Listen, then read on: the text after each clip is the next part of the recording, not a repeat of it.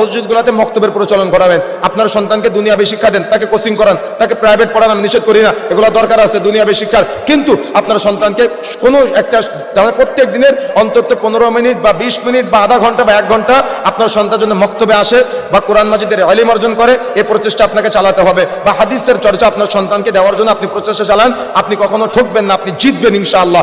সম্মান মর্যাদা দুনিয়াতে যারা কোরআনের সাথে সংস্পর্শ করেছে, আল্লাহ তাদের মান মর্যাদা ইজ্জত সম্মান কিভাবে দুনিয়াতে বাড়িয়ে দিয়েছে, এটা আপনি বুঝতে পারবেন না। এবং আখিরাতেও এই কোরআনের ইজ্জত, কোরআনের মান আপনাকে ওই আখিরাতেও উপকৃত করবে, সফলতা দান করবে, সর্বোচ্চ মর্যাদা আপনাকে দান করবে। আপনার অভিভাবকদের যারা আছে, যারা আপনাকে কোরআনের ইলম, কোরআনের মর্যাদা অর্থাৎ দুনিয়াতে শিক্ষা দিয়েছে, তাদেরকেও কিয়ামতের মাঠে এই কোরআন মর্যাদা সম্পন্ন যাতে করে হাফেজরা আপনার দেওয়া মুসাহাফের মাধ্যমে তিলাওয়াত করতে পারে। সাদাকায়ে জারিয়ার একটা বড় প্ল্যাটফর্ম। আমি আর শেখ আব্দুর রহমান বিন মুবারক আলী সাহেব একবার সিলেট প্রোগ্রামে গিয়ে আমরা শাহপুরান মাজারে ঘুরতে গিয়েছি। তো গিয়ে দেখি অনেক লোক কোরআন মাজিদ কিনে মাজারে দেয়। তো আমি শাহেখকে জিজ্ঞাসা করলাম, শাহেখ এত কোরআন মাজিদ এই মাজারে পড়ে কে? তো বলতেছে এখানে তো তত বেশি পড়ে না, তো এখানে ওই সকালে ভণ্ড মূর্খ মুরিদ যারা আছে এরা কিনে মাজারে দেয়, রাত্রে ওই কোরআন মাজিদ আবার দোকানে চলে যায়, পরের দিন সকালে ওগুলো আবার কিনে এরা আবার মাজারে দিয়ে যায়।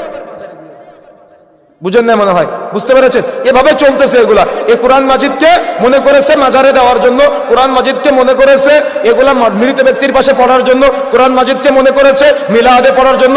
গত কিছুদিন আগে আমরা নওগাঁ একটা প্রোগ্রামে যাচ্ছিলাম, যাওয়ার সময় রাস্তা দিয়ে যাচ্ছি, দেখি একটা স্মৃতিসৌধর নিচে বসে বসে একদল হাফেজ সাহেব কোরআন মাজিদ পড়তেছে। কথা বুঝেন না মনে হয়? কোরআন মাজিদ এই জন্য নাজিল হয়েছে, কোরআন মাজিদ এই জন্য নাজিল হয় নাই। এই জন্য আমার আলোচনার সময় একেবারে শেষ। আমি যে কথা বলতে চাচ্ছি সেটা হলো, আমি পয়েন্ট আকারে কিছু কথা বলেছি। এই কোরআনের সাথে যত আপনি আপনার সম্পর্ক স্থাপন করবেন, তত আপনার মর্যাদা বাড়বে, তত আপনার সম্মান বাড়বে, তত আপনার ইজ্জত বাড়বে। আর যত আপনি কোরআনের সাথে সম্পর্ক নষ্ট করবেন, দূরত্ব বজায় রাখবেন, তত আপনার সন্তানগুলো আদর্শিত হবে না, আপনার পরিবার আদর্শিত হবে না, আপনার রাষ্ট্র আদর্শিত হবে না, আপনার দেখা যাচ্ছে সমাজ আদর্শিত হবে না। এই জন্য ব্যক্তি জীবন, পারিবারিক জীবন, সামাজিক জীবন, অর্থনৈতিক জীবন এবং রাজনৈতিক জীবন সহ ধর্মীয় জীবন পুরোটাই কোরআন এবং সহিহ হাদিসের আলোকে আমাকে আপনাকে ঢেলে সাজাতে হবে। তাহলে আমার পরবর্তী প্রজন্ম যারা আসবে তারা কিন্তু আলোয় আলোকিত একটা পরিবার হিসেবে গঠন করতে পারবে, আলোয় আলোকিত একটা পরিবার হিসেবে, সমাজ হিসেবে, রাষ্ট্র হিসেবে তারা পরবর্তীতে উপহার দিতে পারবে। এই জন্য প্রচেষ্টা অব্যাহত রাখতে হবে।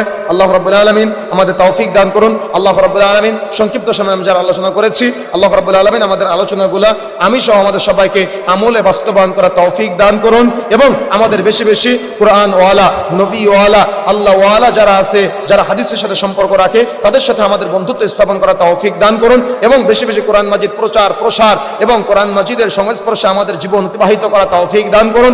আমরা আল্লাহ রাব্বুল আলামিনের নিকট দোয়া করি এবং আল্লাহ রাব্বুল আলামিন আমাদের সবাই